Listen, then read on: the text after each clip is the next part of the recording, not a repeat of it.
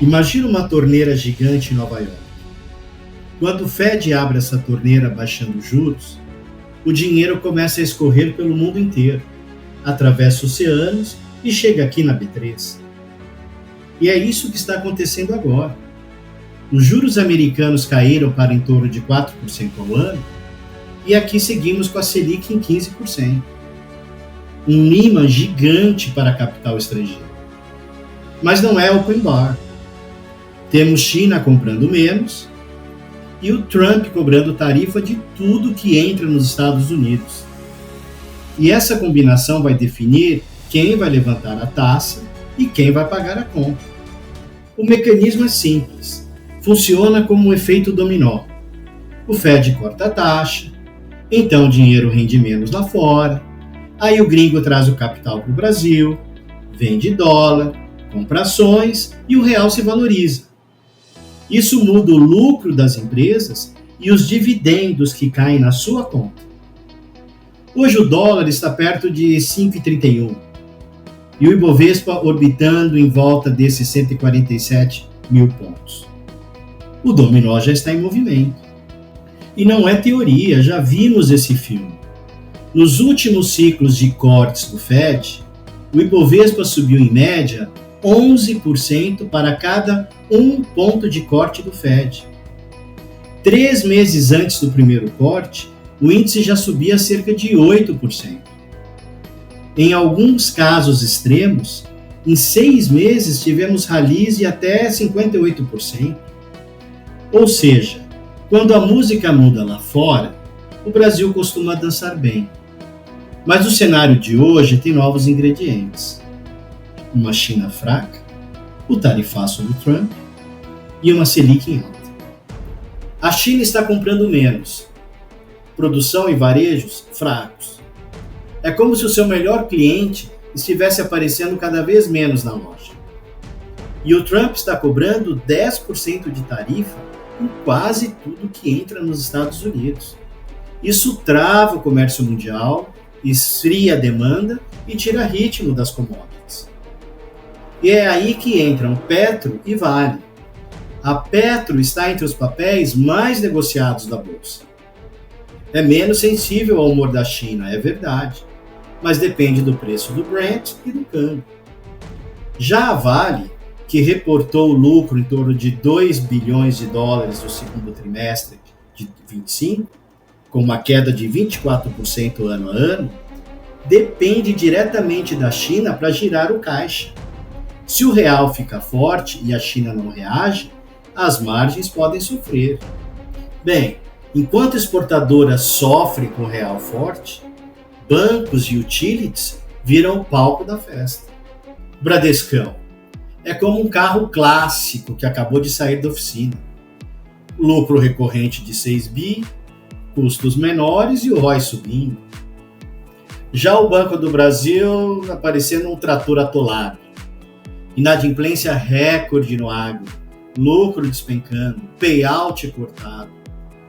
Caixa Seguridade vem entregando dividendos consistentes, o que atrai o gringo quando o risco do país melhora. Taesa, CEMIG, BB Seguridade são máquinas de aluguel, que seguem pingando caixa mesmo em cenário turbulento. Quando o fluxo estrangeiro entra, esses papéis tendem a ser reprecificados, porque os dividendos são fluxos de caixa futuros. Ou seja, o mesmo dividendo passa a valer mais, porque o risco cai. Calma que eu explico melhor. Imagina uma empresa que paga R$ 5,00 de dividendos por ano e o mercado exige 12% de retorno, porque o risco é alto. Se você pega R$ 5,00 e divide por 0,12, que são esses 12%, você acha o valor de R$ 41,67 dessa ação. Agora, se o mercado exige só 8%, porque o risco caiu, você pega esse mesmo valor de dividendo de R$ 5,00, divide por 0,08 e acha o preço da ação de R$ 62,50. Ou seja, é o mesmo dividendo de R$ 5,00, mas a ação sobe 50% só porque o risco caiu. Então essa é a mágica. Não é adivinhar o dólar amanhã, é entender o enredo. Fed corta, risco país cai, fluxo entra. E o mesmo dividendo fica mais valioso. É por isso que queda de juros e maior previsibilidade geralmente fazem ações boas pagadoras de dividendos dispararem. O mercado não está pagando mais dividendos, só está aceitando pagar mais caro por cada real de dividendo. Então, enquanto bancos e seguradoras brilham, exportadoras precisam esperar a China voltar para o jogo. Mas atenção, não tem almoço grátis na renda variável. A pegadinha aqui é que o mainstream esquece que esse efeito é reversível. Ou seja, se o risco sobe, crise, Selic em alta, o câmbio estoura, o mesmo dividendo passa a valer menos. Aí o preço cai mesmo com o payout intacto. Então o que fazer? Qual o pulo do gato aqui? Vamos lá. Realize parcialmente. Venda 20% a 30% para garantir o lucro quando o risco está muito baixo. Monte caixa ou hedge. Proteja parte da posição com dólar, puts, índice. Rotacione para ações mais baratas. Troque ativos esticados por outros ainda descontados. E claro, monitore os gatilhos. Fique de olho na Selic, no CDS Brasil, no câmbio, no fluxo estrangeiro, para agir antes da queda. Aliás, o CDS Brasil é um capítulo à parte. Para quem não sabe, ele é uma espécie de proxy do risco país. É o detector de fumaça do mercado. Se ele dispara, espere aperto no câmbio e pressão nas ações, antes mesmo de sair no noticiário. Mas calma, hoje eu vou te mostrar a lógica por trás desse movimento, inclusive desse rally de setembro, pois o que os gráficos revelam pode ser bem diferente do que a manchete do jornal te faz acreditar. Então puxa uma cadeira aí, porque se você acha que já entendeu esse rally, espera só o que eu vou te mostrar. Mas antes de olhar os gráficos, deixa eu te explicar uma coisa importante. Aqui usamos algo chamado índice normalizado. Parece complicado, mas é simples. A gente pega o valor do Ibovespa, do dólar e do risco Brasil no primeiro dia e chama todos de 100. Tudo vai para uma base 100.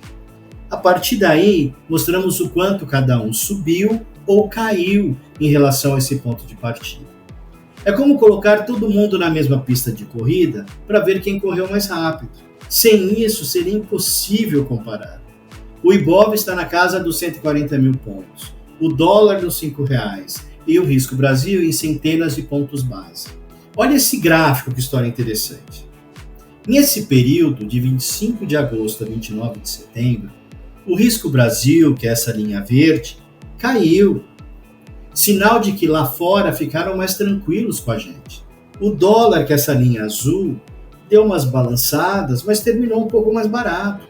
E a bolsa em reais, que é a linha laranja, subiu bonito, indo de 100 a 106, ou seja, subiu 6%, mostrando força compradora. É como se o mercado tivesse respirado fundo e dito, ok, vamos voltar a apostar no Brasil. E nesse outro gráfico aqui, vem a parte que pouca gente olha. Quando a gente converte o Ibovespa para dólares, a alta fica ainda mais forte.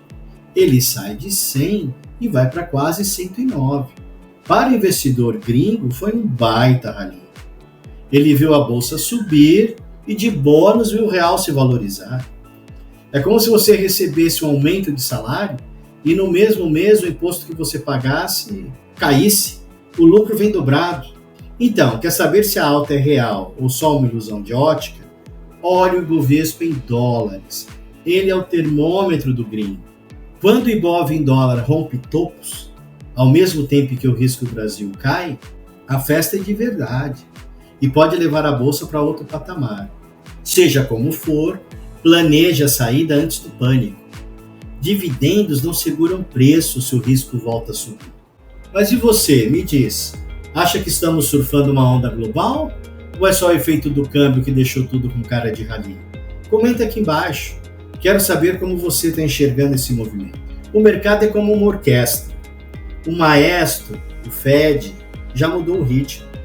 Se você continuar dançando no compasso antigo, pode perder o melhor da festa. Então, qual lado você escolhe? Fluxo estrangeiro, bancos e dividendos estáveis? Ou vai apostar nas exportadoras esperando a China reagir? Porque agora é com você. Se tivesse que escolher só um papel para segurar por 6 meses, você iria de Bradescão, de Caixa, ou ainda acredita que a Vale vai dar a volta por cima? Escreve aí nos comentários e deixa o like para não perder o próximo movimento desse dominó, porque a próxima peça pode cair a qualquer momento. E se você quiser ir além, no fim do vídeo eu vou deixar os cards de 2 vídeos aqui no canal, mostrando exatamente o que monitorar em Vale e Petro, para você antecipar o próximo movimento delas e completar a sua análise. Lembre-se, quando o risco cai, o mesmo dividendo vale mais. É como se você recebesse o mesmo aluguel, mas o imóvel fosse valorizado. Essa é a diferença entre quem levanta a taça e quem paga a conta no próximo ciclo. Valeu, pessoal!